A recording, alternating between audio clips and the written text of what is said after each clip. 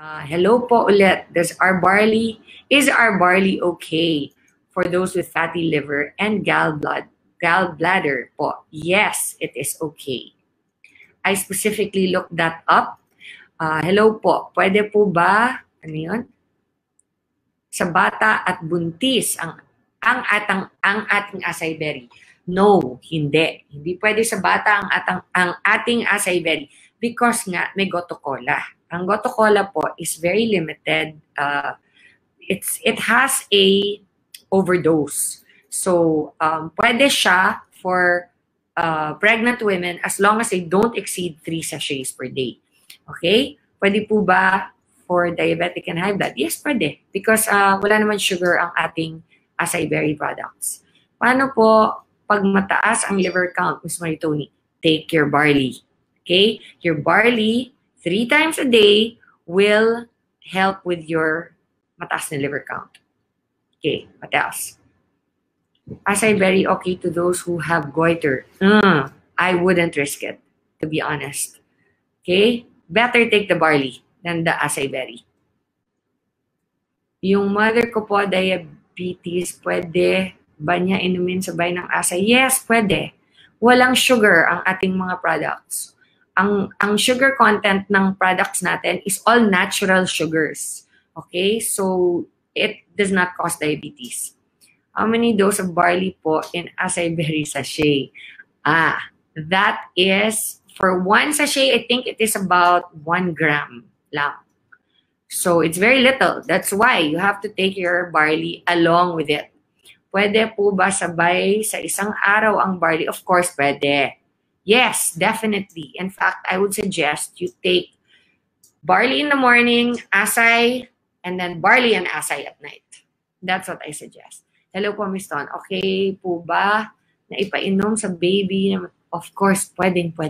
Yan ang purpose ng ating barley. Okay lang po gumamit ng dating TV gumamit ang dating TV ng barley? Yes, definitely. Pwede. Ano pa? Ganun pa? Pwede po ba ang acai sa may ulcer or thyroid history? Hindi ako sure. Okay, that's the honest to goodness truth. Kung meron kang pre-existing condition, take barley na lang. What age po recommend ng acai berry? Of course, 18 and above. Okay, kung meron kang gustong bigyan ng acai berry below the age of 18, consult the parent. What illness po or disease ang bawal mag-take ng acai? Na-mention na kanina. I will look it up again and then I will post it for you. Okay? I will post it in the Maritoni Fernandez Barley site so that you can see it. Pwede po ba ang barley sa acidic, high blood, and arthritis? Yes, and yes. But Miss Tony, acai berry helps my very good friend with thyroid po. Hindi siya nakakaramdam ng pagod. Well, there must be something in our acai berry that helps that, but I would still suggest that you take the barley. Yes, barley is pwede for aneurysm. Okay. Hello po ulit po ang barley natin sa patient. Yes, pwede. Diba? That's already, we already talked about this before. Creatine, actually, the high creatine will be equalized by our barley. May client po ko try 3 boxes 2 times a day. Kaso nag-stop po siya dahil lalo po tumaas platelet ng dugo niya. Bakit? Ituloy niya. Dapat ituloy-tuloy niya para mag-regularize. Yung platelet ng dugo niya, siguro nag-react lang siya because bagong start lang siya mag-take. After biopsy, of course, pwede. Yes, that's what I did also. Pag nag-take po ba ng maintenance, okay lang? Yes, pwede. Pwede mong isabay sa maintenance mo yan. Pwede po ba ang barley sa hemorrhoids? Yes, pwede po. Okay. Pwede po ba sa breastfeeding mom? Ang acai berry, only up to 3 sachets per day. Okay? Okay, what else? Normal lang po ba na di ka makatulog pag inom ng acai berry? Well, it boosts your energy. So, for me, I would not take your acai berry at night. I would take it with lunch and dinner kung medyo matagal ka pa bago matulog. Pero kung iinumin mo and then within 1 or 2 hours matutulog ka na, wag na lang. Mag-barley ka na lang para mahimbing pa yung tulog mo. Barley juice or capsules, barley, pareho lang po yan. Pero mas makakatipid ka dahil 3 grams natin in one sachet is equivalent to 6 capsules.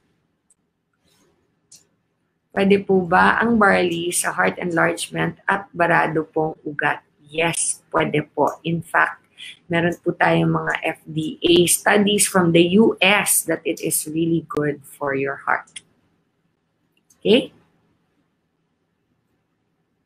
Ano pa po? Meron pa ba?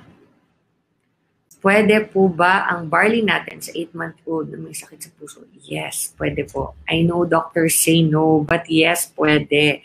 I'm already saying that okay lang po ba sa hot water ang barley as long as it's not 100 degrees. Nakapagpapataba? No, hindi siya nakakapagpataba. Only unless there is already a pre-existing condition in your body that it needs to regulate. Basically, kung sobra kang payat, i-regulate niya, magigain ka ng weight. Pag overweight ka, maglulose ka. Kapag may acid reflux, ang acai berry, again, I would prefer that you take the barley. Okay? Or if you really want to take your acai berry, sabayin mo sa barley para to be sure na hindi ka magka-acid reflux. Okay? Ano yan? Message me po. Message you? Masaya ang powder. Ng alin? Pwede po ba ang acai berry sa hemorrhoids? No. Acai berry is for beauty and brains. Pwede po ba ang barley sa may battery sa puso? Yes, pwede. Okay. Ang barley kasi natin, you have to understand, is just like taking a mega dose of vegetables. Okay? But it contains all the micronutrients, the amino acids, everything that your body needs. Pwede po ba nagda-dialysis ang acai berry? I don't see why not. Since it's only for beauty and your brains. Okay? Bakit po wala sa nutritional facts yung 68 micronutrients? Good question, Mark. Okay. Once and for all, asan na ba yung box natin? I'm just going to get, can we have a box of the pure? It's outside, I think. Okay. Let me explain this. Kasi po, ang testing sa Philippines ng FDA is based on the 2,500 calorie intake per day. Okay? And since one sachet of our barley does not compute to 2,500 calories per day, it will not be reflected. It does not mean that it is not there. It just means that the system in which our country tests for approval of FDA and SGS, which is basically the alkalinity test, is kung may mga metal ba sa barley natin, all of that. That is the only reason it doesn't come out in our NutriFacts bar. Okay? Because dito po sa NutriFacts bar natin, ang lumalabas lang dito is based 1 over 2,500 calories.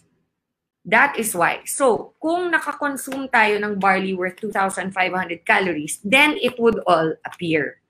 Unfortunately, that is the system in our country. It does not have anything to do with whether or not it actually has it.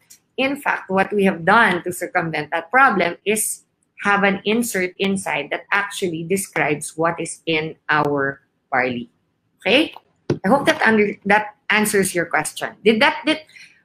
Response lang. Did that answer your question? Yes? Thumbs up yung mga nakaintindi ng sinabi ko. Okay?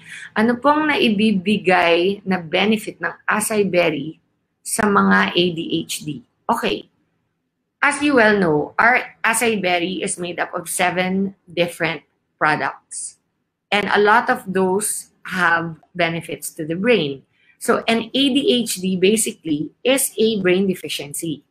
Okay? So it's naturally, kung ano yung mga nabibigay to boost your brain development, all those things will help preventing ADHD.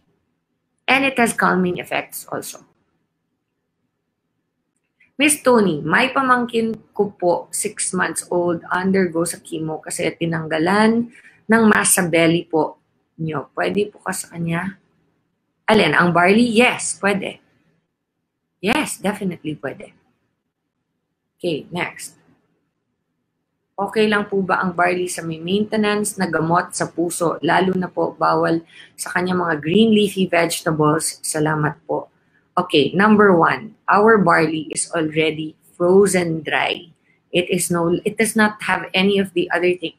Wala na siya ng mga regular na nakikita mo sa gulay na mga, how do you describe it? Pure form na siya, bale. Concentrated and pure form na siya. So, yung mga sinasabi nila na bawal na green leafy vegetables na pang-maintain ng puso, wala na po yan. Kasi meron pong FDA letter sa US that our barley is actually preventive of heart attacks. So this question actually doesn't make sense. You know, I'm going to look that up. I'll get back to you, Emily. Okay? I'm gonna look that up for you because okay. Anyway, Emily, please message me on my Facebook account na Maritoni Fernandez Barley. Balikan kita doon. Pwede po ba sa 12 years na na-stroke po? Possible po ba yun na makatulong? Yes, pwede. As long as we are alive, our bodies can still heal. Okay? Next question, please. Please repeat again yung consequence ng pag-inom ng barley sa blood thinning. Okay, I will read it again. Only if you are taking blood thinning medication. Okay? Barley is a rich source of vitamin K, which is an important vitamin for blood clotting. Therefore, it is important to discuss with your doctor if you are taking blood thinning medication. There. Bakit ka mag-take ng blood thinning medication? Only if they suspect you have a blood clot in your body. That's the only time. Or yung meron kang some kind of tumor blockage of some kind. That's it. Pero unless you're taking blood thinner, there's no reason for you not to take our barley. Okay? Watching from Japan. Hi, Ate Irene. How are you? Ba't ka nasa Japan? Pwede po ba sa daughter ko na 5 years old may ASD, yung Acai Berry? Yes, pwede. Of course. Pero I would only give 1 sachet per day kasi nga merong mga other ingredients doon. Is there any test po na testy po na gumagamit ng barley na may Bell's palsy syndrome? Yun po yung I know what Bell's palsy is. I think it cannot harm, it cannot do any damage, and it might actually help. Kasi ang Bell's palsy actually is just a muscle na nag-collapse sa face mo. So normally, that actually, Bell's palsy normally corrects itself. But in some cases, hindi na siya nag-normalize. Drink the barley. Miss Ton, pwede bang mag-normal na ang high blood pressure niya sa pag-inom ng barley? Itigil niya. Do not stop your maintenance. Isabay mo lang. And then, once makikita mo may process naman yan, gaganon siya. Mag-mimic halfway and then mas maano na yung barley. Mas madalas mo na inumin until your doctor will tell you kung saan niyang sasabihin na doesn't look like you need it anymore, your medication. So, just continue your barley. Okay? What else? Pure barley sa 16-year-old with multiple neck mass. Parang nahirapan mag-poops after mag-take ng pure barley. Baliktad po. Normally, mas nakaka-regular ang pagbanyo. So, ano pa po ba ang mga iniinom niya other than the barley? Look to other things because barley is very high in fiber, and one of the first effects that most, well, if not all people discover is it prevents constipation. Okay? Amazing evening, Mans Tony. I'm a Yep from Negros. Pwede ba ang Acai Berry sa senior citizen. Pwede po. Actually, it's good for them because it prevents Alzheimer's. Okay. Next. Wala na. Are we good? Pwede bang barley and acai berry sa meron melasma? I would stick to the barley. Take the acai berry once lang per day. There. And twice barley. Next. Pwede po ba ang barley pag may lung tumor ang isang tao? After my biopsy, pwede pa rin po ba uminom? Sabi nga, bawal uminom ng mga supplements after biopsy. Ano po advice nyo sa mga lung tumor? Mag-under po ba siya ng biopsy or better to mag-barley po muna? Thank you. Okay. Number 1, Loyola. I am not a doctor. Number 2, I had cancer personally, but not lung tumor. Akin is breast cancer. So, I suggest uminom siya ng barley. Yes, it will not in any way go against the doctor's yung sinasabi niya na advice dahil natural ang barley natin. So, kung sinasabi niyang food supplements, baka ang ibig niya sabihin, yung mga nakakapsule, yung mga vitamin C, mga ganyan. But this is totally natural and it's actually, our barley comes straight from the farm. It is dry processed, cold processed, no heat touches it. So it's as though, the minute that you put our barley into water, it's as though kumain ka na ulit ng damo na galing sa farm mismo. So there you go, concentrated version. Ano po ang meaning ng percent Rennie value based? That is what I mean. That is the 2,500 calorie basis ng male adult na nakalagay sa nutritional facts. Yun yung sinasabi ko. Kaya yung Nutri-Facts natin dito, walang nakalabas na mga amino acids, benefits, everything, is because nga it's based on that, which is it is based on the 2,500 calorie count, male adult requirement for the Nutri-Counts. Okay? So that's why. Meron po ba sakit na hindi pwedeng i-recommend so we can avoid it? Anything that has to do with taking blood thinners. That's it. Next. Anything else? Pwede ba inumin ng may thyroid and fatty liver ang acai berry? You know, like I said, thyroid and fatty liver, the barley can handle. The acai berry, I would stick to just 1 sachet per day, which is more than enough. Kasi I really don't know what the side effects of, hindi ko alam kung ano yung mga contraindications ng thyroid and fatty livers with the 7 different brain boosting and skin enhancing properties ng acai berry natin. Although I really don't see why they should have any kind of conflict at all because it does not affect, it doesn't have anything to do with your thyroid or fatty liver. But with regard to fatty liver and thyroid, barley is definitely the way to go. Okay. No more? Pwede po ba ang acai sa may seizure disorder? Ooh. Google natin yan. And then balikan kita. Okay. Yes. Thank you so much, Mentor Miss Merton. Dami po learning. Thank you din sa inyong lahat. And I'm pregnant po. Ito, meron pang isa. I'm pregnant po. And may mga vitamins din po na sinabi. Hala, hindi ko na makita. Ano yan? Wait. Ayun. Sinabi na dapat ko inumin. But still, nainom din po ako ng barley. As ano po best time inumin? Ang best time na uminom ng barley natin is first thing in the morning before breakfast and first thing before sleeping at night. Pwede po ba uminom ng snake spotting? Yes, pwede. Actually, one of the highest rates of successful testimonies with regard to our barley is pagbubuntis. Okay, so good luck sa'yo, Tiga, Janice. Okay. Eto, Jeneline Fernandez Mirar. Good evening po. I was diagnosed with breast cancer, 3C PR positive, done. Chemo and radiation just this month. My right breast was diagnosed with invasive carcinoma grade 2. I want to try barley. How often can I drink barley powder in a day? I also have hypertension. Hi, Janeline. I had pretty much the same thing that you have. Mine was stage 2B, ERPR positive also. And it was also on my right breast. Mine was ductal carcinoma.